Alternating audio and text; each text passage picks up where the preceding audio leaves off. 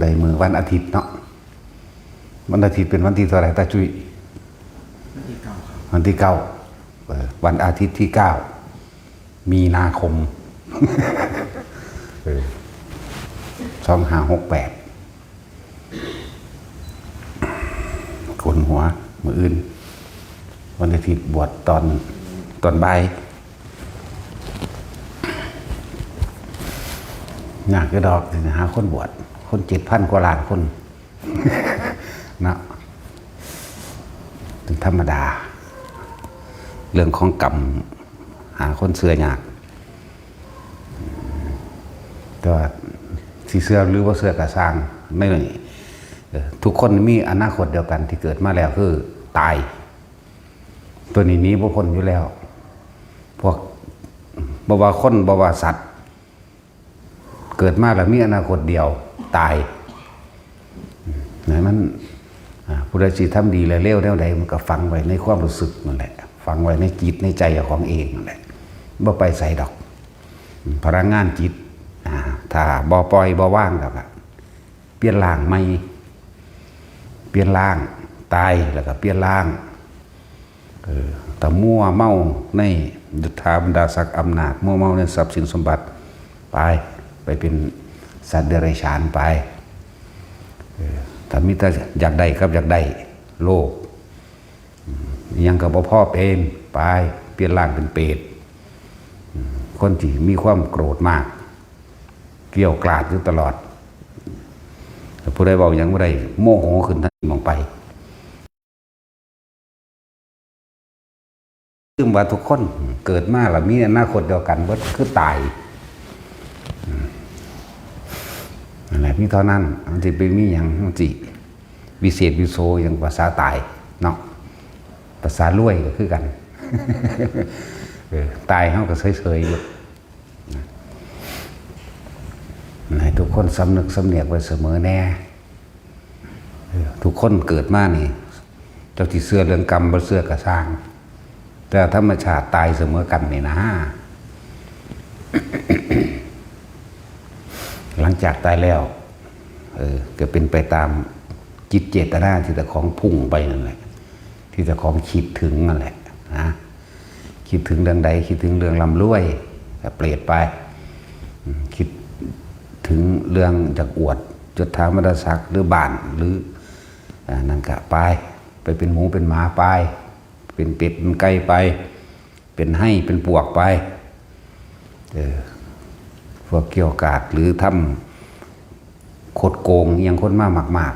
โมโหมีอำนาจใส่อำนาจเป็นทั้งชีวิตกับไปต้องไปนรกสักก่อนนรกมี8นะแล้วก็บริวารของนรกมี 2,000 ต้องเอา 2,000 คูณ 8เอา2คูณ 8แม่นบ่เป็นเท่าไรตาจุ้ย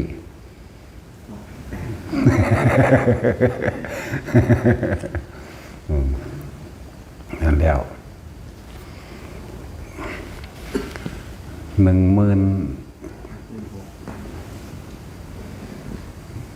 เนาะ16,000 หลุมเลยแต่ที่พูดถึงมันก็ครับนี่นรกเลยนี่แล้วยังออกมาเป็นเปรตนี่ได้รับเบิด16,000 ชนิดของสัตว์นรกสะกอนพ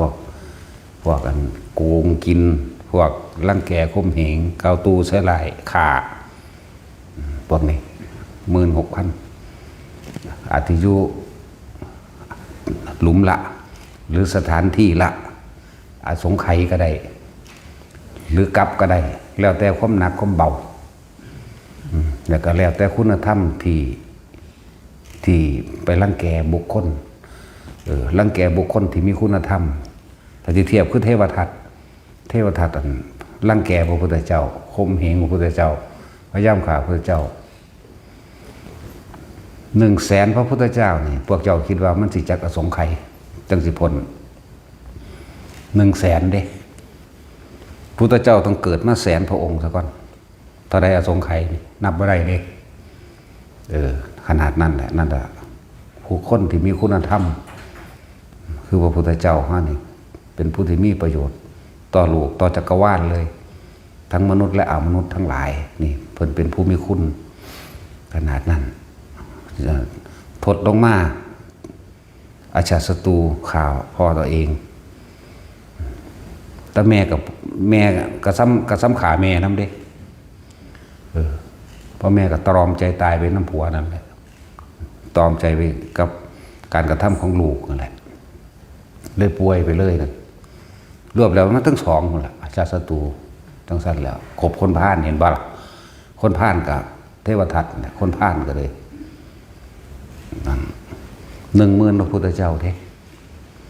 กว่าอาชาติศัตรูสิพ้นขึ้นมาได้เอาพระพุทธเจ้า10,000พระพุทธเจ้าเลยแต่ถ้าองค์เดียวเขามันกับพ่อตายเราไปเนาะเฮ้ย10,000เลยได้ไหมองค์ที่ลอยจะว่าเป็นฉีกเลือนอยู่ใส่เดี๋ยวนี้ สิไปว่าอีหยังก็คิดพอหรือยังบ้วนพวกจะเป็นพระพุทธเจ้านั่นองค์ที่ลอยนี่ก็เลยแต่เฮ้าหูนี่เฮ้าหูก็30 องค์ก็นั่นพระสิได้เป็นพระพุทธเจ้านั่นเหมือนองค์ที่ลอยอยู่ใส่นั่นว่าล่ะเรียงลำดับผู้สิได้เป็นพุทธเจ้าต่อจากภาษีอ่านไปเนี่ยไล่เบิงแต่องค์ที่ลอยอยู่ใส่นอมันเดี๋ยวองค์ที่พันองค์ที่แสนโอ้ยเนาะหนักสั้นแล้วยศถามดาศักดิ์และอำนาจขาพ่อก็ได้ขาแม่ก็ได้ธรรมดาบอก10,000โอ้ยตายจักอสงไขยพุทธเจ้าองค์หนึ่งนั่นน่ะพุทธเจ้าเขา20 อสงไขยแสนมหากรัปเด้แต่มาเลยเราพุทธธรรมนายเลยเอื่นว่า4ซื่อๆเด้นั่นแล้วพระพุทธเจ้าอีกองค์หนึ่ง8 อสงไขยมัน8ได้บาทนี่บวกเข้าไปเท่าตัว40 ผุนบวกไปเท่าตัวเด้เราพุทธเจ้าวิริยะทิกะได้80 อสงไขยแสนกับเราพุทธธรรมนายตัวใด16 มั่ง8 มั่งแล้วก็มา4เห็นว่านี่อสงไขยได้มันนับบ่ได้ไม่อาจสามารถนับได้ไม่อาจสามารถประกอบกันขึ้นได้เรียกว่าอสงไขยพระแปลว่าไม่สังขยาสงไขยก็เลยสังขะไม่อาจสามารถเอาเข้ามาปรุงแต่งเพื่อให้เกิดวันเวลาเดือนปีได้เรียกว่าอสงไขยนั่นแล้วเก่งไปโลดพุทธสิเก่งกับกฎแห่งกรรมเนาะเก่งไปเถอะหน้าเก่งไปตายนั่นแหละรวยก็รวยไปตายนั่นแหละเก่งก็เก่งไปตายแหละทุกข์ก็ทุกข์ไปตายแล้วไปก็ดีแล้วพออันใดไว้มันก็ยุหันแล้วตราบใดที่พอถึงนิพพานก็ได้ใส่เบิดคือเก่ามันไม่เหลือก็แล้วกันนะนิดหน่อยก็ได้ใส่เบิดนะเจ้าขาไก่ตัวหนึ่งเจ้าก็ลวกให้เข้าไปจักตัวก็จะได้เป็นเบิดตัวนั่นแหละลองเบิ่งตาหน้าในเมื่อว่าตัวของบ่ฮู้จักทำบุญสุนทานบ่ฮู้จักทำบุญบ่ฮู้จักมาภาวนาบ่ฮู้จักท่านแล้วอุทิศบุญบ่ฮู้จักสวดมนต์อุทิศบุญภาวนาอุทิศบุญบ่จักจะได้รับการอโหสิกรรมมาจากไสขาไก่ตัวหนึ่งมันเหมือนไก่ตัวหนึ่งเด้อนั่นไก่ชาติชีวิตหนึ่งแล้วไก่นั้นมีให้ในไก่จากโตหามันมีอยู่10,000 ตัวเลย10,000 ชีวิตเด่นชีวิตละ7 มื้อเห็นป่ะล่ะเจ้าก็เกิดเป็นให้อยู่นะมันอายุสั้นมันไข่แน่แต่ว่ามันก็ยาวของมันคือเฮายาวของเฮาเดี๋ยวนี้แหละเฮาเข้าใจว่ายาวของเฮาเดี๋ยวนี้เห็นป่ะล่ะเฮาเข้าใจว่าโอ้อายุยืนบ่เป็นหยังดอกเลยพากันเที่ยวประมาทอยู่บ่สั่งสมท่านบ่สั่งสมเท็จให้จิตใจของสงบได้นี่ละเอิ้นว่าประมาทมันเทียบของผู้อื่นมึงดูบัดนี่ชีวิตให้ชีวิตยุ่งเนี่ยเนาะ7 มื้อแม่นบ่จังซี่แล้วมันก็ยืนของมันเด้นั่นวันชีวิตหมดแดงจักมื้อชีวิตปลาจักมื้อชีวิตหมาจักมื้อนี่มันก็เป็นยืนของมันเด้ไหลมาชีวิตคนเพิ่นตั้งไว้80 ปีหรือ100 นึงก็ว่ายืนของเฮาเด้นี่วันชีวิตของอันจาตุมได้บัดนี้50 ปีมนุษย์เท่ากับ1 วันบัดนี้ลองเบิ่งรู้บาทนี่ทั้งสั้นแล้วอายุเขาจัง100 ปีบัดนี้เนาะ100 ปีสวรรค์นั่น100 ปีสวรรค์มันก็คือ100 ปีมนุษย์เด้ทั้งสั้นแล้ว50 ปีมนุษย์เท่ากับ1 วันดาวดึงเดบัดนี้200 ปีได้บัดนี้บัดนี้100 ปีมนุษย์เท่ากับ1 วันได้บัดนี้ไล่ไปเบิ่งที่ ทบกันไปที่เป็น400 ปีเป็น800 ปีเป็น1,600 ปีปุระไล่ไปที่ไล่เอานรกก็เหมือนกันนรกก็ไล่ไปเหมือนกันนี่เด้นรกกับสวรรค์เทียบแล้วไล่ไปเหมือนกันแบบนั้นแหละพรหมโลกก็เอิ้นสวรรค์เด้แต่ว่ายกระดับว่าพรหมนี่คือเป็นผู้มีจิตใจเป็นกลางว่างเฉยซะก่อนนี่เว้าเป็นกลางๆซะก่อนบ่แม่นพรหมสิบรรลุนะบ่แม่นพรหมโสดาอันนี้ค่าหยังก็ว่าไปบ่แม่น ก็ถือว่าเป็นสวรรค์เดียวกันแหละอรูปพรหมกับสวรรค์เด้อนั่นแหละไล่ไปดูมันยาวมันสั้นต่างกันแบบใดเขาก็ยื่นเขาเด้อให้นี่หมดยุ่งก็ยื่นเขาคือกันเด้นั่นแหละเฮาก็ว่าเฮายื่นเฮาแล้วนี่แหละอายุสั้นยาวต่างกันนี่บุพกรรมการกระทำของแต่ของเองส่งผลให้เป็นไปตายแล้วคตินิมิตก็เกิดเด้อกรรมนิมิตก่อนกรรมหมายถึงใจที่มันสั่งสมไปแล้วคำว่ากรรมนิมิตจิตเจตนาเป็นตัวกรรมเคยเห็นยังคิดกับสิ่งใดก็สิคิดถึงสิ่งนั้นพอถ้าคิดถึงสิ่งนั้นแล้วปุ๊บคตินิมิตที่เกิดคติแปลว่าทางไปนิมิตแปลว่าเครื่องหมายแห่งทางที่สิไปคนที่มีจิตใจโหดเหี้ยมหลงอำนาจทั้งสิก็จะคิดถึงอยากข่มเหงพวกนั้นอยากข่าวพวกนี้อยากเป็นพวกนั้นนี่ความคิดนี่เกิดเลยนี่เราเอิ้นว่ากรรมนิมิตเข้าใจบ่นี่บัดนี้คตินิมิตที่เกิดได้บัดนี้เป็นภาพไฟเป็นภาพรูปไฟแดงฉานขึ้นมาเป็นคือทะเลลาวานี่ไหมบัดนี้ก็ห้องโวกเวกว้ายไปละบัดนี้พอดีก็สิ้นใจก็ไปเลยได้เลยบ่ได้ผ่านพญายมเด้อ อันพวกนี้เป็นไปบักยังรุนแรงโดดพวกนี้พวกผ่านพญายมแน่มันยังบ่ทันได้หนักคักพวกผ่านพญายมบ่ทันหนักนะกำกึ่งกันอยู่นั่นแหละ พวกจิตเปรตก็เปรตเลยเด้พวกโลภในนั่นนี่นะอันกับของกูนี่กับของกูเห็นเลยกูแสดงนั่นนี่นอนเสือกตายซะถ้าว่ากรรมนิมิตคือมันคิดจากใดเรื่องนั้นเข้าใจบ่นี่จิตเจตนาเนี่ยจิตเจตนาเนี่ยคิดจากใดเรื่องจากใดอันนั้นมันสิปรุงแต่งเรื่องจากที่ต่อของจากใดนั่นน่ะเนี่ยบัดนี้ความเรียกว่าคตินิมิตเกิดขึ้นได้บัดนี้มันสิวาดภาพแนวเจ้าของว่าจากใดเด้แต่สิเกิดความเราร้อนและกังวลจากใดจากว่านั่นแหละตายปุ๊บก็เปรตปักใหญ่โดนแล้วโอ้ยเปรตกันตั้งหลายชนิดเนาะ12คนเด้เปรตก็เลยพวกการัญชิกาพวกสัญญีกะพวกเวตรณีตะเด้บ่แม่นเวตรณีนรกเด้เวตรณียะเปรตเด้สารพัดนั่นแล้วบัดนี้ตามความโลภมากโลภโน้มลอยคือกันเด้ส่วนว่าเปรตชนิดใหญ่สุดก็ในตำราเพิ่นว่า18ศอกตามความโลภเจ้าของอยากว่าคือต้องเอาร่างกายนี่มารองรับทุกชนิดนั่นแหละหิวก็หิวใหญ่ๆแห้งๆหิวหนังหนาเหนียวเนื้อหนังหลายๆแล้วก็หิวหลายๆนะเข้าใจว่านี่ตามจำนวนลดหน่อยถอยลงเด้โลภมากโลภน้อยก็ถือว่าโลภมากทั้งหมดแต่ว่าตามจำนวนของกับตามจำนวนกรรมยังก็ว่าไปแล้วลดลงมา88ศอกแล้วก็มา80ศอกแล้วก็ลดดันลงมาทีละ5ทีละ10ก็ว่าไปแล้วแต่ขนาดนั้นแหละนี่ธรรมดาบ่จังว่าถ้าเฮาบ่พ้นนะแค่เปลี่ยนร่างซื่อๆเด้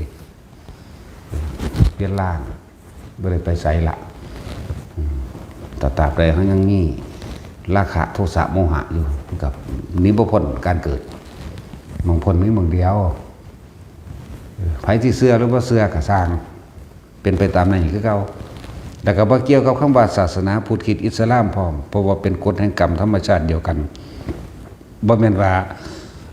สวรรค์ของศาสนาคริสต์เป็นแบบนี้สวรรค์ของอันเป็นแบบนั้นแบบนี้อันเดียวกันเด้เสมอกันเบิดบ่เกี่ยวกัน บัดนี้สัตว์ตกนรกอยู่บ่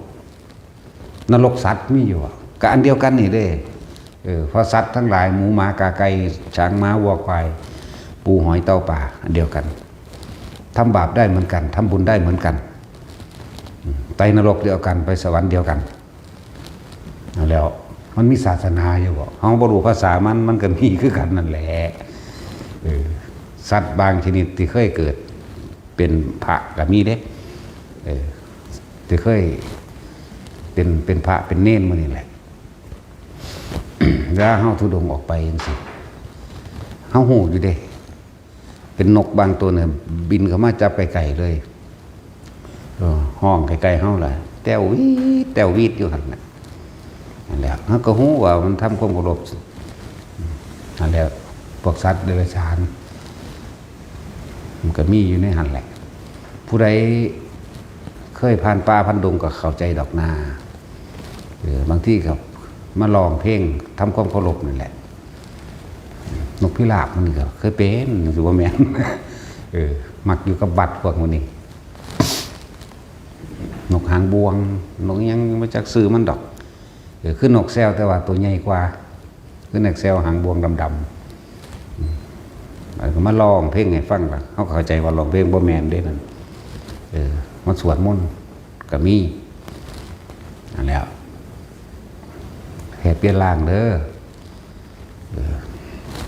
อย่าลืมว่าบ่ว่าคนบ่ว่าสัตว์มีอนาคตเดียวกันตายบ่เหลือบ่รอดกันแล้วกันนะ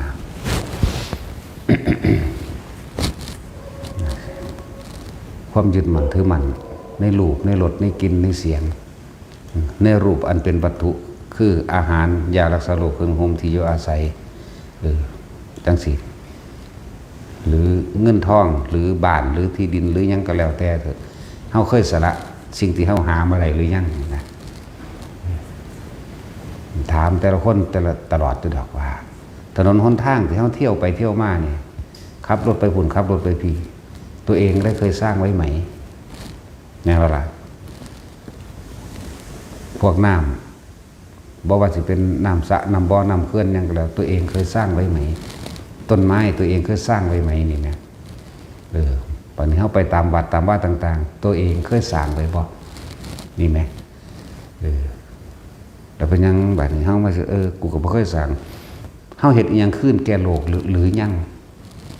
พอเขาเอาของโลกเกิดตายมาเนี่ยน้ำตาของคนคนเดียวกับไรข้าก็ทะเลทั้งสี่แล้วเด้น้ำตาคนคนเดียวที่เที่ยวเกิดเที่ยวตายเวียนว่ายอยู่ในโลกอันนี้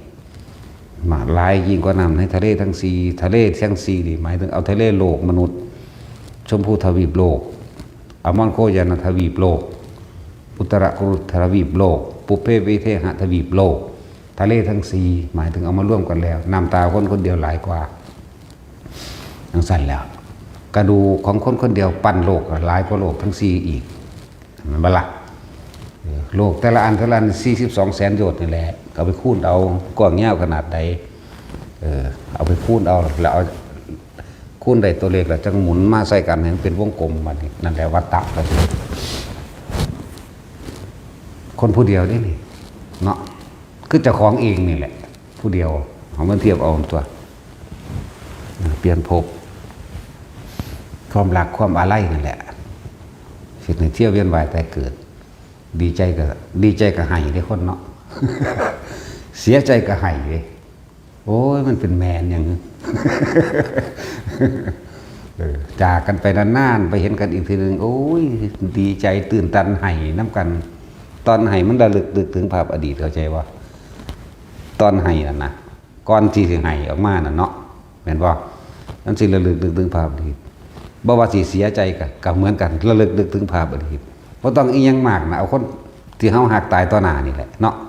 พุ่นมันไล่ภาพอดีตมานั่นแหละกรรมรู้จักบ่นั่นแหละจิตเจตนาคือโตกรรม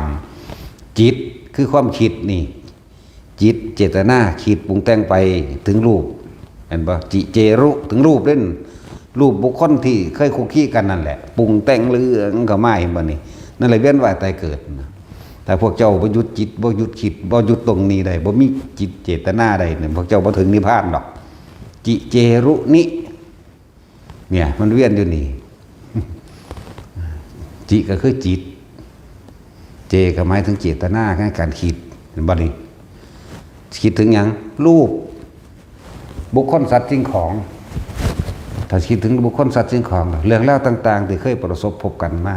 กระปรุงขึ้นก็เกิดเป็นอารมณ์บ่ล่ะอารมณ์เป็นภพนั่นไปหันแล้วเนาะเฮ็ดจังไดสิถึงนิพพานได้หยุดคิด ง่ายปะง่ายแล้วคำเบาเฮ็ดอีหลีมันบ่แม่นดันกันมานี่มันพอแห้งแล้วเด้นั่นแหละทุกอย่างเรื่องสัญญากับว่าสัญญากับสัญญารูปมันแหละเป็นเบื้องต้นก่อนแม่นบ่สัญญากับสัญญานี่คือการคิดถึงผู้นั้นนะคิดถึงหน้าหมู่เดี๋ยวนี้ก็เห็นเดี๋ยวนี้เนาะคิดถึงหน้าบุคคลที่เฮาหักปู่ย่าตายายก็เห็นเดี๋ยวนี้เพราะว่ามันจำอยู่ในความทรงจำแล้วมันเป็นสัญญาแล้วนั่นเพราะทุกสิ่งทุกอย่างร่วมอยู่ที่จิตทั้งหมดเลยทั้งที่รู้และไม่รู้ทั้งที่รู้และหลงร่วมอยู่ที่จิตนี่แหละจะตั้งได้เฮาสิละตัวนี้ได้เท่านั้นแหละนั่นแหละจังว่าเพิ่นถึงมีวิธีฝึกหัดทั้งเบิดนี่หยุดคิดตัวเดียวนั่นแหละจบอสังคตธรรมเท่านั้นแหละธรรมแปลว่าสิ่งทั้งหลายทั้งปวงนั่นแหละที่ผ่านพบเข้ามาในชีวิตเฮาที่จิตเพราะเฮามันสั่งสมไว้ทั้งที่เลวหรือดีแม่นเบิดเลยสั่งสมไว้อยู่ในหม่องเดียวนี่แหละแต่จังได้สิหยุดดับสัญญาได้ดับได้ก็บ่คิดเท่านั้นแหละเรื่องว่าอสังคตธรรมก็ว่า สัญญาเวทยิตะนิโรธก็ว่าอันเดียวกันเปลี่ยนศัพท์ซื่อสัญญาที่จะไม่ทำให้เกิดเวทนาได้คือต้องหยุดคิดตาเห็นแต่ไม่คิดหูได้ยินแต่ไม่คิดนี่มันก็จังดับได้นิโรธดับคิดหยุดคิดนั่นแหละอสังขตะอะแปลว่าไม่สังขะสังขารคือไม่คิดนึกปรุงแต่งในสิ่งทั้งหลายทั้งปวงก็จังหยุดได้เหมือนกันอันเดียวกันอยากว่าเบียนศัพท์ซื่อแต่ความหมายเดียวความรู้สึกเดียวหรือความบ่รู้สึกเดียว ว่าเฮาจะไปเงิดทอผู้ใดสิรวยหล่นฟ้ามาทั้งใดสุดท้ายก็ตายเสมอกันจึงพยายามที่สี่ทรงอารมณ์มันเป็นกุศลไว้สัพพะปะปัสสะอักขนังกุศลสูปสัมปทานี่สัจจิตะปริโยทปนังเอตังพุทธานาสาสนังนี่เป็นคำทรงสอนของพระพุทธเจ้าทุกพระองค์สำเด็จเพิ่นให้เฮาทรงอารมณ์มันเป็นบุญเป็นกุศลไว้เฮ็ดอีหยังก็เฮ็ดเป็นทางกุศลเว้าก็เว้าไปทางกุศลกุศลคือความสงบเย็นใจของเจ้าของเองแหละแม้จะนึกถึงแล้วก็สงบเย็นใจได้เห็นบ่ล่ะมันบ่ได้เป็นของที่โผล่ขึ้นมาทิ่มแทงเฮาได้ดอกตะกี้เขาเจ้าเอาต้นหญ้าค่ามาเปรียบเทียบกุสะแปลว่าหญ้าคาหญ้าค่าจังซั่นแหละเดินการกระทำอีหยังไปแล้วไม่ทำให้ตัวเองเดือดร้อนก่อนที่จะทำขณะทำและหลังทำไม่ทำให้ตัวเองเดือดร้อนทิ่มแทงเพิ่นเลยเอานอหญ้าค่ามาเป็นคำว่ากุศลแทนเดิมนะกุศลธรรมาทำทั้งหลายอันเป็นกุศลก็ร่วมอยู่ในจิตทำทั้งหลายอันเป็นอกุศลสิ่งทั้งหลายทั้งปวงที่เรากระทำมาทั้งที่เป็นกุศลและอกุศลร่วมอยู่ในจิตถ้าเขาบ่มีความสงบใดเขาสิบ่เข้าใจอัพยากตาธรรมาหรอกต้องว่างจิตเป็นกลางมันเป็นสะกอนเขาจึงจะเห็นหลายๆอย่าง สมาธิจึงเป็นสิ่งที่สำคัญมากสมาธิคนบ่เข้าใจสื่อมันเนาะสมาธิแปลว่าจิตตั้งมั่นในความสงบบัดนี้เขาจะเอามาตั้งหม้องใดก็เลยเอามาตั้งลมหายใจมันกับอุณาโลมตั้งไว้นี่ถ้าเฮาบ่มีสมาธิเฮาสิบ่เห็นสิ่งทั้งหลายเคลื่อนไหวเด้เพราะว่าจิตของเฮาเคลื่อนไหวไปตามสิ่งทั้งหลายทั้งปวงความคิดของเฮานี่ตามสัญญามันเคลื่อนไหวเขาบอกกันยุ่งยากเฮ้ยเขาบอกหยังวะแม่นบ่ล่ะเลยบ่ฮู้จักว่าเจ้าของกำลังเป็นไปกับเขาบ่ถึงความสงบเขาบอกหยังวะพุ่นจะไปรู้เรื่องกับไปคุยกับเขาไปบอกน้องเขาไหลไปตามเขาเลยวันเห็นปะล่ะไปตัดสินผิดก็คิดถึงด้วยเกิดอารมณ์พอใจมั่งว่าพอใจมั่งเดี๋ยวก็โมโหใส่กันเนาะนั่นแหละเลยว่าเห็น จิตนั่นแหละเคลื่อนไหวก็เลยเจ้าของจิตเองน้ำเขาเองนั่นแหละสมาธิจึงเป็นฐานที่ตั้งมันอันมั่นคงเพื่อสิเห็นสิ่งทั้งหลายทั้งปวงมีความเกิดเป็นธรรมดามีความแตกดับเป็นธรรมดาบ่เห็นถ้าต้องทำจิตให้ตั้งมั่นให้ได้ จึงมีวิธีพวกเขามีวิธีคือทรงฌานเจริญฌานด้วยลมหายใจหนึ่งด้วยการอยู่กับจุดเดียวความรู้สึกเดียวเรียกว่ารู้สึกตัวเท่าพร้อมตัวเดียวแต่เขาไปอยู่กับความรู้สึกตัวเองความรู้สึกของเฮาสิไปแล้วไปอยู่ในความรู้สึกกับผู้อื่นแล้วไปรู้สึกกับผู้อื่นเพราะว่ายังก่อนที่ไปรู้สึกกับผู้อื่นเพราะว่าคิดเด้นี่ตัวสำคัญมันอยู่หมองการคิดนะจิตธรรมดาเราบ่มีอย่างแต่เป็นการสมมติขึ้นมาซื่อๆเลื่อนว่าจิตกับความคิดเดียวกันล่ะก็เบาได้ว่าผิดดอกหลอดไฟกับแสงไฟถ้ามันบ่เชื่อมกันมันสิเป็นใดบ่แม่นบ่ล่ะก็สั่นตัวแต่ว่าหลอดไฟถ้าเฮาเปิดอันไฟฟ้ามาใส่มันจังออกแสงเดียวล่ะเนาะแล้วการคิดไฟฟ้านั่นน่ะกระแสไฟเลยครับมันจะออกแสงขึ้นมาได้นั่นแหละจิตเป็นผู้คิดผู้นึกผู้ปรุงแต่งผู้แสวงหาผู้สังสมแต่จิตกับยังเป็นผู้คิดผู้นึกผู้แสวงหาและผู้สะสางได้เหมือนกันเพราะทุกอย่างเกิดจากจิตดับก็ดับที่จิตนั่นเองนั่นแหละทั้งหลายแต่ละคนพยายามทำจิตให้ตั้งมั่นอยู่ในกายเท่านั้นแหละกายเวทนาจิตจิตเวทนากายจิตผู้รู้ผู้ตื่นผู้เบิกบานอันเดียวกันจิตเนี่ยจิตกับสัญญากับเวทนากับสังขารกับวิญญาณอันเดียวกันเพราะมันร่วมอยู่ในนี่แล้วเหตุจังใดมันสิว่างทั้งเบิดใดเท่านั้นแหละนั่นแหละจิตกับผู้รู้กับจิตเดียวกันรู้สึกโตบัดนี้เฮาเอาความหมายตัวนั้นมาว่ากูต้องเอามาไว้ในความรู้สึกโตตรงกลางระหว่างหน้าผากนี่เห็นอยู่นี้บัดนี้แล้วเขาจึงเน้นเอาตัวนี้โลด ความรู้ทั้งธรรมมันก็มากมายแล้วแต่เพิ่นสิสอนแต่ละองค์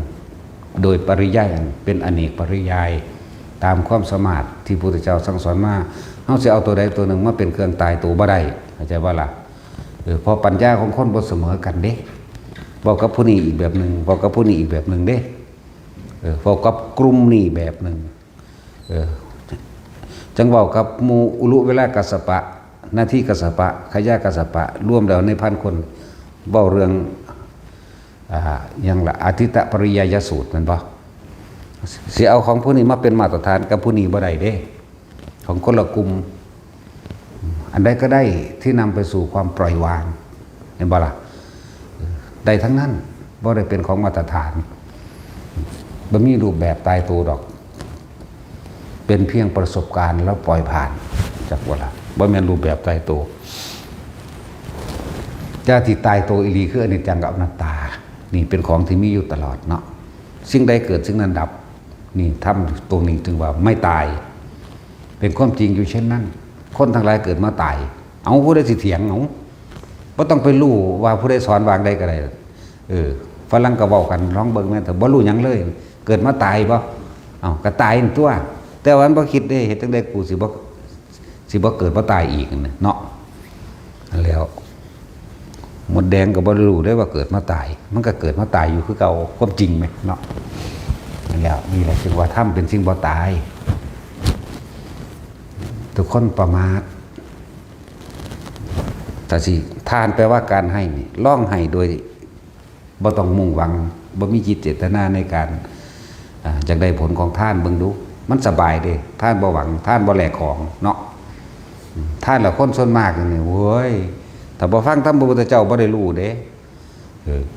ว่ายังเป็นเจ้าของทานอยู่ยังไปหวังผลในทานอยู่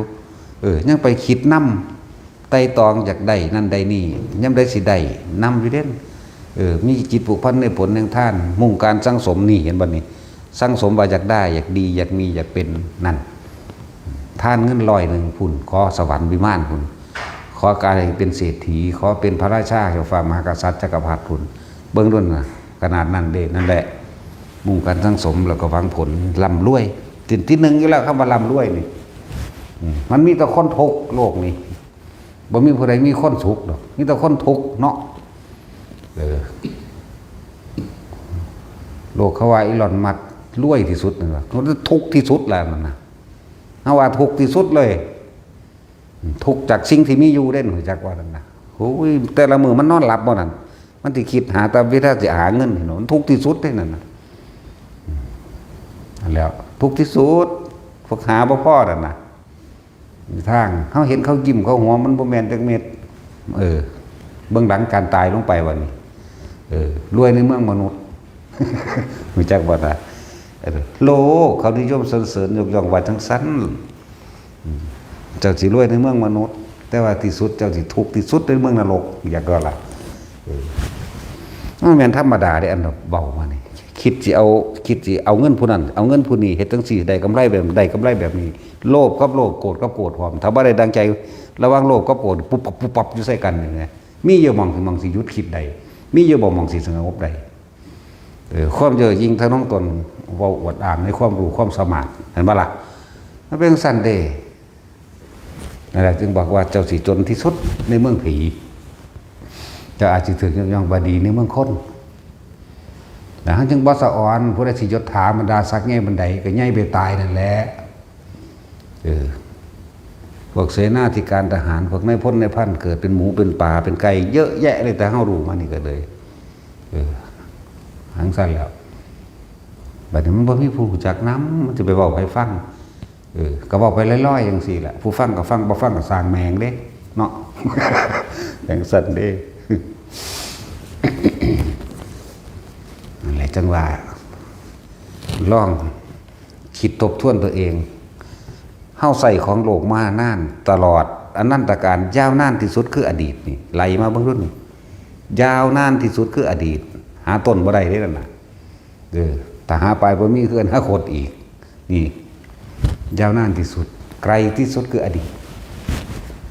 ที่ตะคองเฮ็ดมานี่ขนาดพระพุทธเจ้าสิเพิ่นสิเบิ่งเพิ่นเองต้นยังไดเพิ่นเลยตัดเอาเลยเห็นบ่มันบ่สูตรตัดเอาจังซั่นแล้วตัดทิ่มอันพวกนั้นมันหลายโพดเลยว่าตั้งต้นขึ้นเพราะเป็นสมมุติมาเทศมาสอนซื่อๆเด้นั่นแล้วไกลที่สุดคืออดีตเด้อจังซั่นตัวนั่นแหละบัดนี้เฮาทบทวนตัวเองเอาศาสตร์นี่แหละบ่ต้องเอาศาสตร์ใดหรอก เอาศาสตร์นี่แหละเฮาได้ทำอะไรคืนไว้ให้แก่โลกมั่งในสิ่งที่เรานี่กินของโลกมาใส่ของโลกมานี่มากมายขนาดใดคนที่เอาไม้มาเฮ็ดเฮือนเฮ็ดซ่านนี่เคยปลูกไว้อยู่บ่เนาะตอนจากได้ของเจ้าของเองบ่เมื่อยอยากว่ามันรู้สึกฮึกเหิมมันแห้ง มันตัดมันหามันไปเอาเนาะมันจากได้เห็นว่าล่ะแต่ลองปลูกใส่เขาเบิ่งดูนี่นะขุดลงไปหลุมนึง25 ภาพอยู่ บางคนบ่เคยปลูกเลยปลูกให้มันเป็นประโยชน์ต่อโลกหรือปลูกทิ่มอยากว่าอะไรปลูกแบบบ่ได้ผลบ่ได้ไปหวังผลกับมันนี่มั้ยปลูกต้นไม้นี่มั้ยสุว่าสิไปปลูกกอไผ่จักต้นไปขุดเอาเงาอยู่พุ่นอยู่พี่เมื่อยหาบอยู่ทั้งจมทั้งเฮ็ดเด้เนาะ นั่นแหละ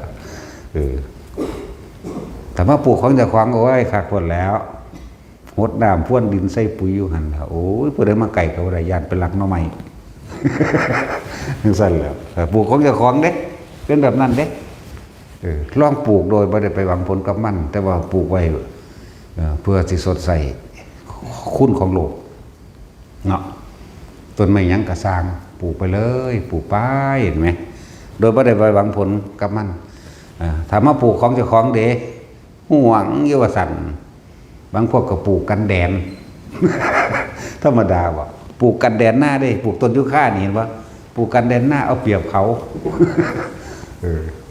อันตัดสินก็ปลูกคือบ่ ปลูกกันแดนหน้าดิสั่นก็มีปลูกยับไปจักน้อยเดี๋ยวมันใหญ่แตกขึ้นก็ปั้นไปน้ำเรื่อยๆแล้วสั่นแล้วนั่นแล้ว ก็ได้สิไปสู้ใดวะนี่หลายอย่างเขาปลูกบักฮุงเขาก็หวงอยู่ว่าสั่นเดี๋ยวก็จมให้เพี้ยจมให้เสียนดินหนอนเจาะสั่นจังซี่ก็เอายาไปแมลงไปฆ่าเนาะเอาขนาดนั้นเด้ ถ้าปลูกให้เจ้าของเห็นบ่นั่นน่ะโลภกับโกรธปุ๊บปั๊บปุ๊บปั๊บอยู่ในสิ่งที่เจ้าของปลูกนั่นแหละงั้นว่าสัตว์ปลูกบักทั่วเริ่มจังเพียหลาย หายานันยานีมาสีดอยู่สันแต่ก่อนปลูกก็อ่อนเล่นเนตหรือยังกระตามที่มันขาดเสียนดินว่าดิเนาะปลูกขึ้นมาอีกแม่งตาแดงแม่งสมมากัดกินศูนย์ให้แม่งอีกใหญ่ขึ้นมาอีกจักน้อยเพี้ยขึ้นเอาอย่างมันสีดอีกนี่เห็นปะโลภกับโกรธปุ๊บปั๊บปุ๊บปั๊บอยู่ในใจเจ้าของเองแล้วก็พระเวรเฮ็ดเดียวดิปลูกบักทั่วกับปลูกเนาะปลูกนั่นปลูกนี่หรือเลี้ยงเป็ดเลี้ยงไก่ก็ศูนย์ให้ไก่ให้หมูให้หมาไปสร้างไก่ผู้อื่นแต่ว่าพอสร้างไก่เจ้าของ ไก่เจ้าของกับศูนย์คือกันนั่งเห็ดคอยๆคือจังซั่นแล้วเบื้องต้นน่ะอารมณ์โลภกับโกรธปุ๊บปั๊บปุ๊บปั๊บอยู่มือเดียวนี่นะหลงเต็มที่แล้วเด้มันก็เลยจังซั่นแล้วหลงอยู่ในระหว่างโลภกับโกรธนี่แหละตายในอารมณ์ใดก็ไม่แน่ครับจังซั่นแล้วนั่นคือก็ไปตั้งน้ำหดน้ำเนาะตั้งน้ำหดน้ำย่างไปตีนไปเตะน้ำตอใหม่หน่อยๆศูนย์ให้ตอใหม่ไปอีกศูนย์ให้อันตะเปาะหน่อยๆขึ้นมาเตะก้อนหินนึงทีนะเนี่ยเบิ่งดูนี่นะนั่นแหละโลภก็โกรธบางทีก็หาบคุลมมั่งสมมือนี่ใส่เห็นปั๊มแล้วแหละทั้งไฟบ่มากกับศูนย์ด่าให้การไฟฟ้ามัน ด่าให้การไฟฟ้าควบนั้นควบนี้เสียภาษีเสียเงินค่าไฟกับแพงโคตรแมวนั่นปลุกมันโมโหมันจะได้ตามกิเลสมันเนาะมันจะหดนั่นนี่ตายเวลาของกูนานไปหันเด้นั่นแหละคิดเบิ่งเด้อแต่ละคนเอาของโลกมาใส่แล้วเคยสดใสขึ้นมันอยู่บ่โดยบ่ได้หวังสิ่งใดตอบแทนแม่นบ่ล่ะบัดนี้ที่ถนนหนทางที่ใส่มากุกลุกกิกลิกจมด่าไปเนาะด่าอบตอบตฝนเดียวว่าท่านได้วิทย์ด่าฝนอยู่ เหลือแต่หินกักษากับไส้ยังขึ้นมาปูนในเบิ่นแล้วเป็นหลุมเป็นว่ากันด่าเขาเด้เนาะนี่แม่อันโลภกับโกรธมันมีอยู่ตลอดเด้จะเฮ็ดแมงแนวใดว่าเด้เนาะหนาแต่ทั้งขอบนั่นแหละเขาเฮ็ดทางปูนทางหยังก็ดีทางกลางๆอยู่สัก2 เส้น หินก่อนเดียวโผล่ขึ้นมาแล้วเอาเป็นทั้งสันนิลีได้ความจริงกันเลยเนาะทางอบตเน้นทราย มันถือหินนี่ยังแพงอยู่ปูนก็ได้น้อยสู้อย่าเอาเต็มสเต็งเด้ว่าได้กงไว้กูแน่ สักแล้วนี่เบิดเด้บัดนี้คนเที่ยวทางก็จมไปน้ำทางล่ะโอ้ยจักเห็ดแมงแนวใดก็ว่าเด้ อีหลีนี่แล้วโลภกับโกรธของคนนี่หมุนอยู่จังซี่นั่นแหละจังว่าพวกเฮาลองเฮ็ดแบบบ่ถ้าเฮามีเฮาเฮ็ดแบบบ่สนใจว่าเฮาสิเอาผลหยังกับมันคือพาเฮ็ดเดี๋ยวนี้เป็นกุศโลบายพาเฮ็ดปลูกต้นไม้ขุดเจาะน้ำบาดาลคนได้ใส่หรือไผสิได้จะบอกโอ้ยน้ำแมงคือเย็นคักแท้มีอยู่บ่ กินก็ได้โอ้ยมาเห็ดแมงยังได้น้ำกระแสบ น้ำกินก็ได้ทั้งเย็นดี แต่ว่ากูสร้างว่ามันก็เห็ดดีแมงแต่มีอยู่บ่ ยังสั่นแล้วแหละลองเห็ดแบบว่าได้หวังผลตอบแทนต้นไม้เขาก็ปลูกทั้งพืชที่กินได้และกินไม่ได้พอนี่คือเขาเห็ดขึ้นแก่โลกได้นี่อยากให้ทุกคนสละกำลังแรงกายกำลังแรงเงินเจ้าของพร้อมนั่นแหละทั้งกายทั้งเงินแล้วก็ที่สุดคือกำลังใจนี่เราทำไม่ได้หวังสิ่งใดตอบแทนนี่ที่พาเห็ดเยอะนี่ก็เลยคือจังเขาเห็ดถนนมากนั่นแหละเห็ดที่เดียวนี้ก็เห็ดนั่นสิเห็ดไม่ได้หวังหยังเด่นนะแจ้งว่าล่ะให้เข้าใจนี่เห็ดโดยไม่ได้หวังสิ่งใดตอบแทนมันเลยสงบไม่เลยบ่ได้เราร้อนเลยมันบ่ได้กังวลในผลของการตอบแทนคือว่าปลูกบักทั่วปลูกบักฮุงปลูกบักม่วงของเจ้าของสีดยาโยสันเนาะเขาเดียวแม่งสั่งงอกมาหากินใบบักม่วงเรียนว่าล่ะพี่ยาขึ้นมาสั่นบักม่วงกูว่าได้สีดได้บัดนี่แล้วอันนี้บ่ได้สนใจนี่ปล่อยเลย บ่เห็นว่าสิบ่ได้แสกเนาะ ได้กินคือเก่าจะบอกปันกันกินตัวเพียก็มากินเพราะเพียดวงก็มากินเพราะดวงนกก็มากินเพราะนกพวกอีเกียพวกโดยเฉพาะกาหลาย ก็ไม่เห็นว่ามันสิกินหวาดกินไว้ก็ได้กินคือเก่าอยู่ดีล่ะแหน่หมดดำหมดแดงเสียนดินยังกับกินไปน้ำกันนี่แหละคือเฮาขึ้นในแกโลกแบบนี้เทียบใส่เจ้าของเอาเด้อผู้ใดเคยเห็นปลูกของเจ้าของเราศูนย์ใส่หมดใส่แมงใส่นั่นใส่นี่แม่นว่าแต่นนหนทางเฮาก็เหตุนี่คือเฮาพยายามใส่ท่านตัวนี้เหยียบก้าวย่างขึ้นไปสู่คำว่าศีลคือตัวใดนี่ท่านเฮาเฮ็ดมันน่ะขุดบ่อน้ำบาดาลมันบ่แม่นว่ากินแต่คนใส่แต่คนแต่สัตว์ทั้งหลายก็ได้กินแต่ใส่น้ำเฮาทั้งมนุษย์และอมนุษย์เด้ท่านตัวนี้นี่ถนนหนทางเฮาก็ทั้งมนุษย์และอมนุษย์ก็เที่ยวคือกันนั่นต้นไม้ก็ทั้งมนุษย์และอมนุษย์ได้อยู่ได้ใส่ได้ซอยเหมือนกันเพราะว่าเราไม่หวังสิ่งใดเป็นเครื่องตอบแทนศีลจึงเกิดขึ้นเข้าใจบ่นี่เพราะว่าถ้าคนเฮามันหวังสิ่งใดเป็นเครื่องตอบแทนถ้าแมลงมากินต้นไม้เด้ถ้าผู้หวังเด้สีดยาฆ่าแม่นบ่นั่นจังซั่นแหละสีดยาฆ่าแมลงฆ่าเส้นดินที่แรกเลยตั้งแต่บ่ทันได้ปลูกคุณจังซั่นตัวบัดนี้เฮาปลูกไปเฮาบ่หวังสิ่งใดเป็นเครื่องตอบแทนความโลภมันบ่มีความโกรธก็เลยบ่มี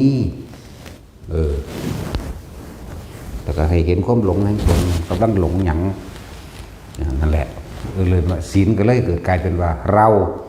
ไม่คิดทำร้ายเบียดเบียนให้ผู้ใดผู้หนึ่งเสียชีวิตและทรัพย์สินตลอดทั้งคนและสัตว์หรือทั้งมนุษย์และอมนุษย์แต่ใจบ้าระบาดนี่แหละจึงบอกว่าเอาท่านเป็นก้าวอย่างแรกพอท่านเป็นของเฮ็ดได้ง่ายที่สุดคือท่านคือการให้ศีลเป็นบันไดที่สองภาวนาเป็นบันไดที่สามนี่ตัวนั่นสั้นแหละ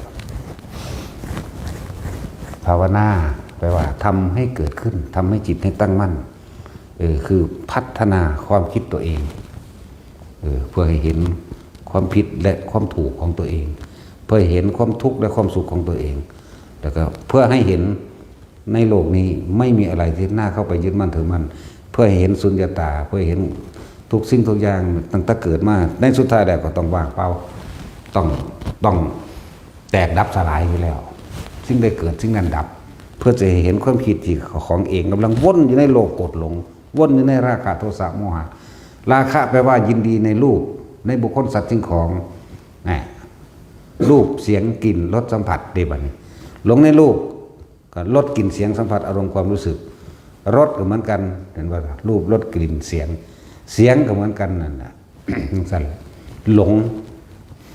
เข้าไปในหันเพื่อจะเห็นตัวนี้เพื่อจะเห็นความยึดมั่นถือมั่นตัวเองไม่ได้เห็นอื่นๆดอกให้เห็นตัวเองละบัดนั่นแหละด้วยผ้าให้เป็นกุศโลบายทำคืนแก่โลกตัวว่าปลูกมะม่วงถ้ามีผู้ใดผู้หนึ่งมาหลักเนาะไหมกันเด็กเนาะขึ้นเฮี้ยนผู้ใหญ่บ้านเห็นบ่ล่ะเถียงกันคือสิเอาเป็นเอาตายนี่เห็นบ่บุ้ยเบิดชีวิตศาสตร์ที่ฝากไว้ก็บอกห่วงกระดันนั่นบ่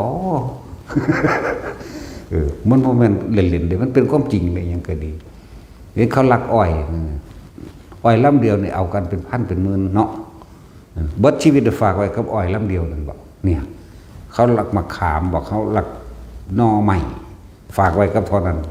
หน่อไม้ก็มีแต่เพียเต็มอยู่ดอก จังซั่นแล้วนั่นแหละคิดเบิ่งดีๆมันแม่นของเล่นเด้คือว่านี่ไปเห็นเขาลักของสันสินำเข้าไปเดี๋ยวไปแจ้งความตำรวจพยาบาลแล้วแต่คุยกันเถียงกันยิ่งยังนัดกันขึ้นเสือตายก่อนสิขึ้นเฮือนพยาบาลไปนรกธรรมดาไปนรกเด้ออารมณ์มันข้ามเนี่ยนี่เยอะแยะตั้งแต่กี่คนกับห่วงหน้าเนาะไปเลี้ยงงัวเลี้ยงควายยิงย่ำบักม่วงเลี้ยงกัก ยังสั่นแล้วห่วงไปด่าเขาไล่เขาก็มันก็มียากแล้วมันขี้ดินขี้ดอนนั่นแหละดินกับดินกระดูกเจ้าของนั่นแหละทุกเม็ดดินกระดูกคนผู้เดียวนั่นแมนเบิดนั่นแหละ งสั้นแหละกระดูกเจ้าของนั่นแหละเที่ยวมากินกระดูกกระเดียวเจ้าของคือเก่าเนาะ ทั้งว่าให้พวกเข้าเห็นความยึดเห็นอารมณ์เห็นความอยากกับความยึดตัณหาก็คือความอยากอุปทานก็คือความยึดก็คือความรู้สึกเนี่ยอุปทานก็ดีอยากเป็นไปตามความรู้สึกน้องใส่ละตัณหาและอุปทานเอามาตัดเอาตัวนี้ในวงจรปฏิจจสมุปบาทเหตุและปัจจัยทั้งหลายที่เห็นสัตว์เวียนว่ายตายเกิดเอามาตัดเอาตัณหากับอุปทานก็ได้ห่วงโซ่นี่12ห่วงนี่มันคล้องกันไปตัดบางใดบางหนึ่งขาดก็เอาได้เลยทั้งนั้นแหละบ่หาแต่ว่ามาตัดบางที่เฮาว่าตัดบางใดบางหนึ่งก็เอาสั่นแหละตัดแล้วมันก็ขาดออกเองตัณหา3กามตัณหาความยินดีพอใจในรูปรสกลิ่นเสียงสัมผัสอารมณ์ความรู้สึกนี่นะกามตัณหาเห็นบ่นี่ภาวะตัณหาเป็นเหตุเป็นใจเป็นสู่ภพต่างๆเห็นบ่นี่ภาวะไปบ่ภพวิภาวะตัณหาเนี่ยความปรุงแต่งในสิ่งที่ตัวเองมีอยู่เป็นอยู่ยังไม่พอใจเท่ายังไม่พอใจเลยปรุงแต่งในสิ่งที่ตัวเองเป็นอยู่มีอยู่ว่าวิภาวะตัณหา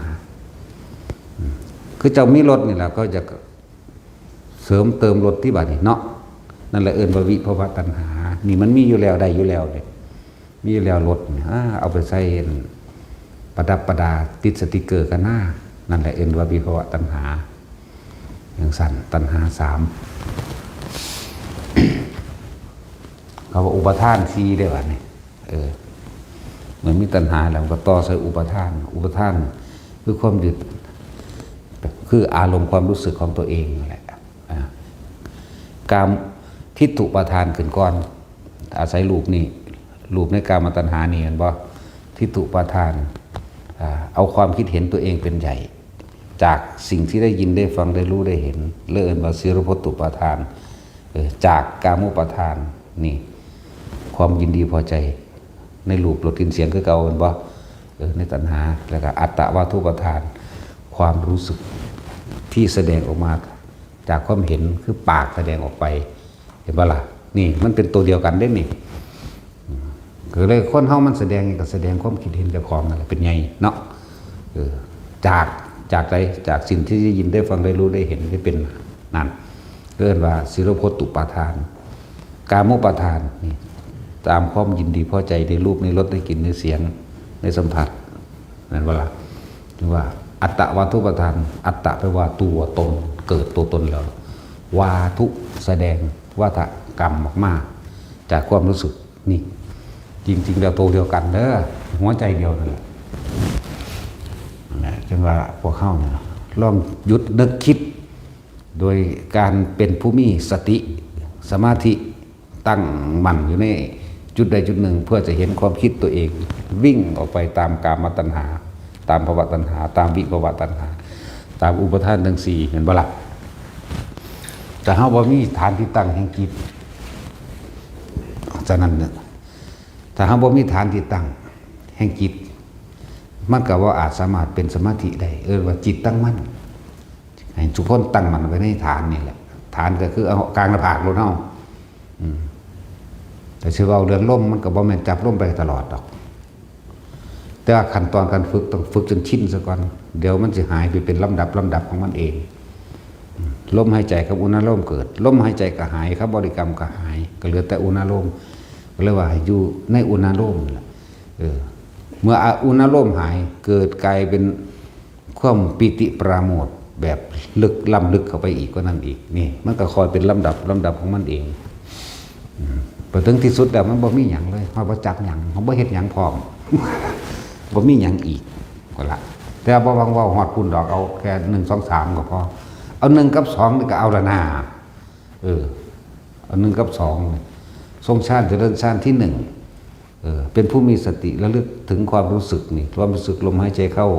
กับลมหายใจออกบ่ต้องตามลมเด้อเป็นภาระพวกเจ้ามีความคิดหลายเป็นจุดพวกตามลมนั่นเฮาเอาตามเฮาถนัดเด้อส่วนผู้ใดถนัดแนวใดก็บ่ว่านะผู้ที่ตามลมจุดที่1ที่2ที่3ที่5 6 7ก็ตามถนัดแต่ว่าก็แนะไว้อย่างนึงว่าที่ว่าจุดที่1ลมเข้าโพรงจมูก จุดที่สองลมเย็นระหว่างดังเห็นบ่ล่ะจุดที่สามลมเย็นนี่ระหว่างจอกหลอกข้อนี่จุดที่สี่นี่ระหว่างนี่อีกสืบลมหายใจเบิ้งขาจากหูจักนั่นแล้วไล่ตามลมเบิ้งความคิดเป็นจุดเป็นจุดเป็นจุดแล้วเป็น7.7ความคิดเห็นว่านี่เป็นจุดเป็นจุดไปนี่บัดนี้เฮาบ่ต้องสำหรับพวกเฮาเด้เฮาตามเฮาถนัดเด้อเฮาบ่ไปขัดแย้งกับไผตามเฮาถนัดแค่ให้ลมหมุนมันอยู่ในโพรงจมูกนี่พ่อในโพรงนี่ให้มันเย็นขึ้นมาสุดแค่ว่านี่สุดแค่ว่าปลายคิ้วเฮานี่แหละระหว่างคิ้วเฮานี่บ่ต้องไปตามลมเขามันเป็นภาระหลายเป็นหลายคิดจากว่าล่ะลมเย็นที่หนึ่งเห็นบ่เนี่ยลมเย็นที่สองอยู่นี่เด้เห็นบ่ล่ะเนี่ยอยู่นี่แหละลมเย็นที่สามอยู่นี่ลมเย็นที่สี่อยู่จอกหลอกนี่5 6 7สะดือมันหลายความคิดเป็น7คิดก็บ่ว่าเขาเจ้าเพราะว่าเฮาก็ฝึกมาแล้วคือกันแต่เฮามาลัดสั่นเอาบัดเฮาก็ฝึกมาแล้วในอันลมจิตฐานก็ดีหรือยุบหนอพองหนอเฮาก็ฝึกมาแล้ว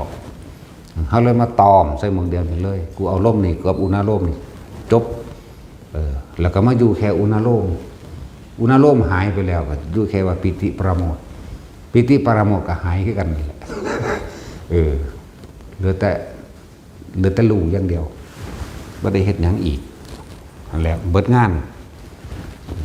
แต่ว่างานบ่ทันเบิด งานบ่ทันเบิดตัวเนาะนี่เด้กลากคือนี่ครับคนฟังคือท่านบาทนี่เบิดงานแต่ว่างานบ่ทันเบิดค่าขนคนเนาะแท็กซี่มีแต่แนะนำจังซี่แล้วมันเฮ็ดให้กันบ่ได้แม่เนาะว่าทุกคนไล่เปรียบเทียบตัวเองเฮาเคยให้ทานจริงๆหรือไม่ส่วนมากบ่แม่นให้แล้วก็หวังผลในทานนี่ล้านเปอร์เซ็นต์เลยผู้ใดเกิดมาที่แรกเป็นสันสะก่อนเนาะแล้วก็หวังผลในทานมีจิตความคิดผูกพันในผลในทานก็หมายความว่าท่านแล้วอุ๊ยสิได้อานิสงส์นั้นอุ๊ยสิได้อานิสงส์นี้เห็นบ่ซั่นคือจังเฮาท่านชีวิตสัตว์ปล่อยปลาก็อยากรวยปล่อยไปสู่ห้องน้ำอยากรวยปล่อยเต่าก็อยากอายุยืนเนี่ยมีแต่อยากมั้ยจังซั่นคือบ่ปล่อยสร้างถ้าอยากใหญ่ ซื้อสร้างมาปล่อยนี่เป็นหยังเนาะตัดสิน ไปหาหลอดตะทองมันหลาย มันสิเหยียบตายอยู่บ่จักจังซั่นแล้วเฮ็ดอีหยังก็หวังผลคนหนอคน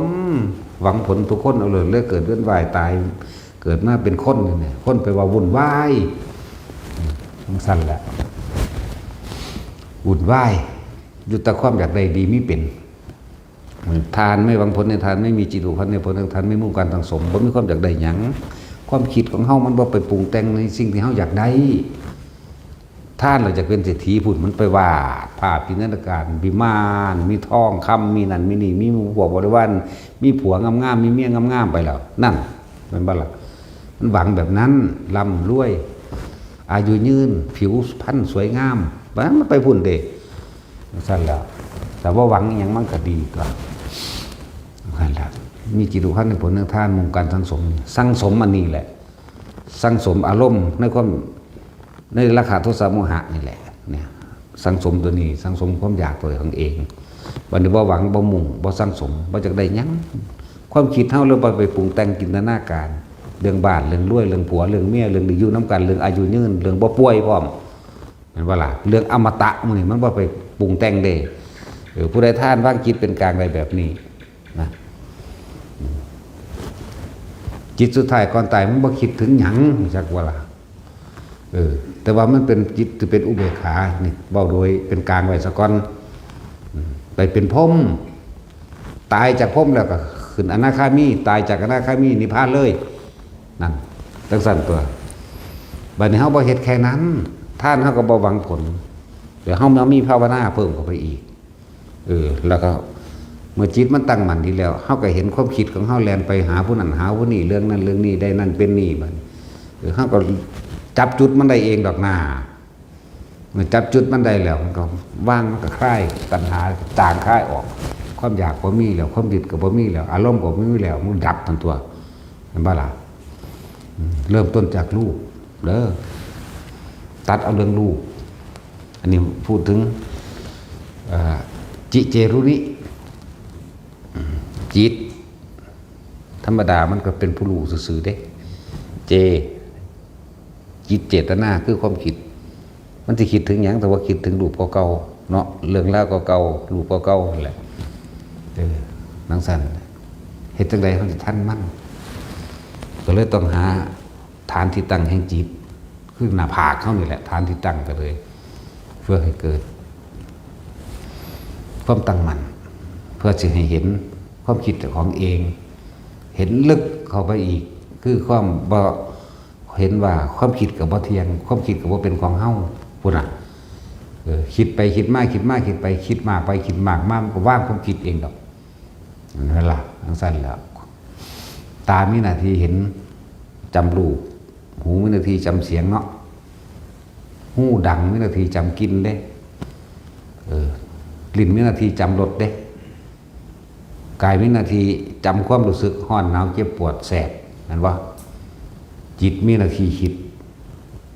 เฮ็ดจังใดเฮาสิหยุดคิดให้มันได้ต่างหากท่านั้นจิตตัวเดียวนี่คำว่าจิตกับผู้รู้ผู้รู้กับจิตจิตร่วมสรรพสิ่งอยู่ในนี่เฮ็ดจังใดเฮาสิบ่ปรุงบ่แต่งบ่นึกในสรรพสิ่งที่มันมีอยู่แล้วเนี่ยจิตเป็นผู้คิดผู้นึกผู้ปรุงผู้แต่งผู้แสวงหาผู้สร้างสมจิตก็ต้องสร้างได้เหมือนกันนั่นแหละทุกอย่างเกิดจากจิตมโนปุพังมโนมายามโนเสถานี่เห็นว่าใจเป็นใหญ่ใจเป็นประธานทุกสิ่งทุกอย่างสำเร็จได้กับโดยใจบ่ว่าสิทางล้มเหลวหรือว่าทางตัดใจได้เหมือนกันตั้งหัวเดียวนี่แหละจิตกับใจกันเดียวกันนั่นแหละสั่นว่าให้พวกเฮาหาฐานที่ตั้งแห่งจิตให้มันดีเพื่อเฮาสิจับความคิดให้มันได้โดยเอาตัวนี้มาเป็นความรู้สึกจิตเดียวจุดเดียวความรู้สึกเดียวในจุดที่ตั้งมั่นที่เดียวอยู่เรื่อยๆบัดนี้ว่าเลื่อนว่าพยายามสิเฝ้าสังเกตความคิดเจ้าของบ่ให้มันไปหาผู้นั้นผู้นี้ถ้าเฮาเฮ็ดไปเรื่อยๆจนชินเข้าชินใส่ระดับหนึ่งเฮาก็รู้ในระดับหนึ่งถ้าความรู้สึกตัวออกจากกลางหน้าผากแสดงว่ามันไปคิดถึงผู้อื่นบุคคลสัตว์สิ่งของอื่นแล้วดึงกลับมาก่อนดึงมาทางใดที่คนที่บ่ทันได้เป็นเลยน่ะกำหนดบ่ทันเป็นเลยนั่นน่ะต้องดึงกลับมาลมก่อนต้องอาศัยลมหายใจเป็นปืนเป็นฐานอย่างนี้จากฐานนี้เห็นบ่ล่ะแม่นสิชินชำนาญเพียงใดบาดสิตายก็สร้างลมหายใจคือเก่าเป็นตัวสุดท้ายอาจจะว่านี่ระดับพระอรหันต์รุ่นใดก็สร้างบาดสุดท้ายจับลมคือเก่านั่นแหละจับลมคือเก่าจับลมเป็นฐานแต่จังสิฟึบไปก็ตั้งหากกัน เพราะว่ามันสิขาดจากรูปเลยเห็นวันนี้ละรูปตัวเดียวจบเลยเด้อยากว่าจิเจรุละรูปเป็นนิพพานตอนนั้นแล้วละรูปสบายทุกคนถ้าเขาอยู่ในความรู้สึกนี้มันสิเป็นอุเบกขาเด้มันยังขึ้นได้เข้าใจบ่เนี่ยมันเป็นกลางๆเด้มันยังขึ้นได้มันบ่หักพุ่นสร้างพี่เลยคิดไปถึงผู้นั้นแล้วดึงกลับมาก่อนกลับมาขึ้นนี่ไปอีกแล้วดึงกลับมาก่อนขึ้นนี่เห็นไปเห็นมาเลยเฮาเลยพยายามรักษาความรู้สึกนี้ไว้เฮาก็เลยบ่คิดน้ำตาเห็นหูได้ยินจมูกได้กินลิ้นได้รสกายสัมผัสรู้สึกร้อนหนาวนี่รู้แต่ว่าพยายามอยู่ในความรู้สึกนี้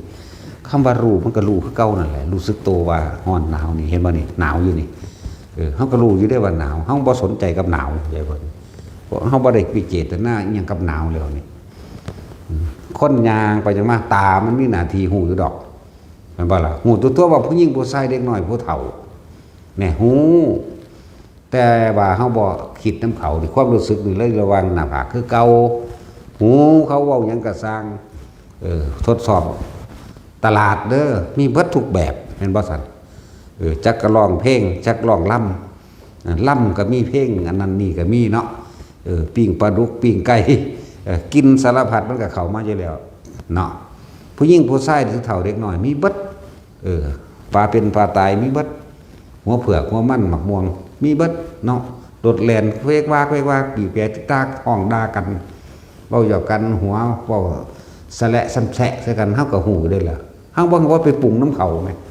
เฮาก็อยู่ในความรู้สึกเดียวนี่แม่เนี่ยงวงอยู่นี่แน่นะมันเกิดว่าอะไรก็เฮ็ดจังซั่นอยากว่าล่ะนั่นแหละนั่นล่ะครับว่ารู้ก็รู้แบบนั้นแหละรู้โดยบ่คิดโดยนึกไปว่าเนี่ยเรียกว่าคิดกับผู้รู้ก็คิดเดียวกันแต่เฮ็ดจังได๋เฮาสิบ่คิดออกก็เลยเอาความรู้สึกโตมาเป็นตัวประกันตัวเองอยู่กับมันจังซั่นแหละสุดท้ายแล้วมันก็รู้ว่าจิตมีหน้าที่คิดแต่ว่าเฮาบ่ไปคิดกับมันถ้าเฮาตัดเจตนาออกแล้วเข้าใจบ่ล่ะตัดเจตนาออกเจตนาคือบ่คิดนั่นแหละจักบ่ล่ะแต่คิดนี่คือเจตนาอารมณ์ก็เกิดบ่ได้พบก็ดับเพิ่นทั่วแต่บ่ล่ะอารมณ์ความรู้สึกนั่นแหละพบพอดีเฮาบ่เว้าบาลีคนบ่เข้าใจเพราะคนมันเป็นมุนมันวุ่นวายมันจะฆ่าหลงอยู่กับศัพท์ก็เยอะแยะหลายคนเขียนบาลีมาคาศอกมันถามเฮากวงได้หลายว่ะบ่เอาภาษาเฮาเด้อว่ะนี่เฮาก็ฮู้คือกันนั่นแหละก็มันเนิ่นซ่าสิมาฆ่าแปลยังให้กันอยู่หั่นตั้งใจเรียนบาลีมาคักๆคือเฮาเบิ่งดูซั่นมันเลยบ่จักสนใจซ้ำนั่นบ่ล่ะงั้นเฮาก็เรียนมาพอแห้งแล้วบาลีก็เลยมันถิ่มมันละเอาความรู้สึกไปเลยบอกว่าให้ละภาษาเนี่ยเอาภาษาง่ายๆจิตคือนั่นจิตคือนี่มาแปลเขาฟังกันนี่คิดถึงบ้านดูเขาก็บอกสั่นโลดเห็นบ่เห็นอีหยังเห็นความจำนั่นแหละเขาก็ว่าไปสั่นละบัดกลับมาล้มดูนั่นแหละเกิดดับบ่จิตเกิดที่ไหนก็ดับที่นั่นเนี่ยกลับมาล้มหายใจโลดถ้าเจ้าอยู่กับลมหายใจเรื่อยๆเจ้าจะบ่ไปเกิดดับกับหยังดอกเจ้าบ่มีหม่องไปตั้งไว้อย่างอื่นเจ้าตั้งไว้ในลมมั่งตั้งไว้ในอุณาลมมั่งว่าอยู่การละไม่ใช่คิดถ้าคิดอยู่ไม่ใช่ละก็ยังว่าด้วยซั่นละนี่มันบ่แม่นเฮาเป็นผู้ละเด้มันละเอาเองดอกนี่ต้องใช้ภาษาเทียบจังซี่เลยเจ้าไล่มาโลดสังโยชน์10สักยะทิฏฐิวิจิกิจฉาเสรตุปามาสปฏิฆากรรมราคะรูปราคะอรูปราคะมนทิฏฐิอุทธัจจะและอวิชชาต้องอย่างนั้นบ่ต้องทุกอย่างเกิดดับเบิดบ่เนี่ยเกิดดับเบิดแนวมันง่ายก็กันบ่สัตว์ทุกอย่างนี่หาความจริงแล้วอย่างยืนบ่ได้สัตว์ทั้งหลายเกิดมาตายสิ่งทั้งหลายเกิดมาดับแม่นบ่แม่นเจ้าเข้าใจเท่านี้แล้วนี่เจ้าก็อยู่กับลมหายใจเจ้าก็อยู่ตัวนี้โลดทีมมันพวกนั้นเนี่ยง่ายบ่สันก็ท่านคนอ่านหนังสือบ่ออกก็บ่บรรลุหยังแล้วเนาะไปกลุ่มทองอีหยังอยู่หั่นนั่นแหละเอาภาษาเจ้าของเข้าใจนี่นั่นแหละอยู่กับลมหายใจตะกี้ผมไผเรียนหนังสือดอกนาเนาะนี่ก็คิดถึงต้นตัวนั้นมันนั่นแหละเว้ยอยู่ไม่ไผเรียนปานใดดอกหลวงปู่รุ่นเก่าๆนั่นน่ะเขาจะไปจบป.ใดม.ใดตรงนี้นี่ก็เป็นภาษาปากใส่ความรู้สึกสืบทอดต่อกันมาเลยภาษาเว้าถ่ายทอดความรู้สึกออกมาหลังจากมาเป็นภาษาเขียนวันนี้จริงๆแล้วโอ้ยมันเหมือนภาษาพูดภาษาเขียนแต่ว่าก็ต้องอาศัยเขียนและพูดเพื่อเกิดความเข้าใจซื่อๆทั้งสั้นแล้วแต่ว่าสิเอาอันใดอันหนึ่งมาเป็นเครื่องตายตัวมาตรฐานในการบรรลุธรรมบ่ได้คือว่านั่นแหละกัสสปะโคด3พี่น้องก็เอาอธิตปริยยสูตรมาเห็นบ่นี่ว่าพวกหนึ่งฟังอนัตตลกนสูตรจังเข้าใจเห็นบ่ความดับความบ่มีตัวตนบางพวกก็ใส่คำว่าสุญญตาบางพวกก็แค่เพิ่นเทศอันในมงคลสูตร38อย่างบรรลุอรหันต์เยอะแยะว่าล่ะสั้นแล้วถ้าคนห้องปัญญามันบ่เสมอกันแต่พูดก็ว่าสัพเพธรรมานารังอภินิเวสยะคือบรรลุโลดเนาะสิ่งทั้งหลายทั้งปวงเกิดเท่าใดตายดับเท่านั้นมันคือเข้าใจโลดเห็นบ่ล่ะพระยังล่ะพระพาหิยะบอกจะลืมถ้าว่าพระพาหิยะพระวักกะลิไม่เว้าเรื่องผู้อื่นบ่ถนัดปานใดนะเนาะเฮาบ่เป็นเขากูบ่ได้เป็นความคิดเขา บ่แม่นร่างกายเขา มันสิไปเข้าใจบ่เว้าเรื่องของเจ้าของสิบ่ดีกว่าบ่เนาะก็ยกตัวอย่างให้ฟังซื่อๆอันนั้นน่ะในจังหวะจะไปสนใจฤทธิ์สนใจเดชแต่ถ้าพระโมคคัลลาเป็นเจ้าของฤทธิ์เจ้าของเดชที่พระพุทธเจ้าตั้งขึ้นหลายๆคนยังจะฝึกฤทธิ์เดชอยู่บ่ถือขาตายดิเข้าใจว่าล่ะ จังซั่นแล้วพระโมคคัลลาฤทธิ์เดชหลายแต่เพิ่นคือถือขาตายซั่นตายเพราะเขาขานี่ป้องกันให้คิดถึงความเป็นจริงแน่มีฤทธิ์มีเดชมีหยังก็สร้างก็ผู้มีฤทธิ์เดชหลายสื่อเขาขาซ้ำเนาะนี่บอกให้พวกอยากมาเรียนอยากมามีวิธีฝึกอันนั้นอันนี้บ่มีมันเสียเวลามันจะเป็นบ้าก่อนทีเนาะเห็นว่าเทวทัตมันเป็นบ้าอยู่เดี๋ยวนี้ก็เลยผู้ใดอยากเห็นก็เกิดเบี้ยนปลายตายเกิดเป็นน้ำมันพี่ท่านแล้วไม่ว่าพยายามอยู่กับลมหายใจอะไรครับอยู่กับจุดอุณหภูมิพอแล้วไม่ต้องเห็นอย่างอื่นอีกดอกสุดยอดแห่งความรู้คืออนิจจังกับอนัตตาเบิดจะไล่ยังมากกะสร้างก็ลงเกิดกับดับนั่นบ่ล่ะก็มีเท่านี้หนึ่งพระเจ้ายังยึดอยู่กับทุกข์ว่าอนิจจังทุกขังอนัตตานั่นแล้วพยายามอยู่กับตัวเองให้มากสาระทรัพย์สมบัติที่เจ้าของหามาได้ร่องสาระโดยบ่หวังจึงได้ตอบแทนถ้าหาบ่หวังแล้วความโลภความโกรธบ่เกิดขึ้นแล้วศีลก็เกิดขึ้นมาค่อยๆเกิดขึ้นมาศีลคือการไม่มีจิตคิดเบียดเบียนทำร้ายผู้ใดผู้หนึ่งเสียชีวิตและทรัพย์สินตลอดทั้งมนุษย์และอมนุษย์นี่ศีลสมาธิจิตตั้งมั่นแล้วภาวนาเกิดมันก็พัฒนาจิตพัฒนาความคิดของเจ้าของเพื่อให้เห็นตามความเป็นจริงด้วยปัญญาคือการเห็นตามความเป็นจริงเป็นจริงอย่างสิ่งทั้งหลายทั้งปวงเกิดเท่าไรดับเท่านั้นแตกเท่านั้นตายเท่านั้นเห็นไหมนี่เลยความจริงไหมความจริงคืออนิจจังบ่มีอย่างกี่ร่างอย่างยืนความจริงคือสุดท้ายกับอนัตตาเสื่อมสลายสูญสิ้นทั้งบัดผู้ใดยึดผู้นั้นทุกข์เนี่ยผู้บ่ยึดก็หาทุกข์บ่ได้นี่ไหมนี่ความจริงนี่ไหมแล้วก็ความจริงอันเรื่องแค่เปลือกนอกๆสำเร็จสัตว์โลกเป็นไปตามกรรมนี่ก็ความจริงเปลือกนอกก็ซื้อได้เนี่ยเฮาเอาแม่มองในโลดเลยเนาะเอาสมาทาน